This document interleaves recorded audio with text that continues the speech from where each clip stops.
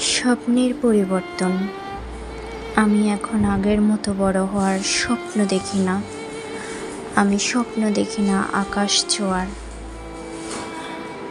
আমি এখন স্বপ্ন দেখি শুধু পুরোটাই নিঃস্ব হওয়ার, একদম নিঃস্ব হওয়ার।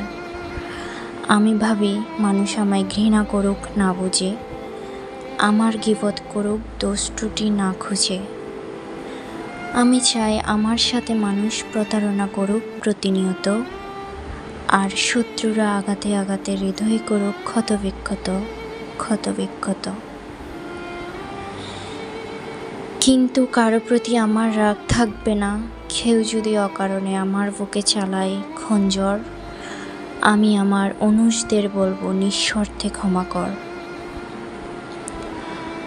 আমি চাই আমার বন্ধুরা সব যাক হারিয়ে, যারা দুনিয়াবি লোভে এখনও আছে দাঁড়িয়ে। আমি কারো বাহবা চাই না। আমি চাই না কারো কাছে নিজের খুশির জন্য সুন্দর আচরণ। আমি সুখের কথা ভুলে গেছি, করেছি স্বপ্নের নিখুঁত পরিবর্তন।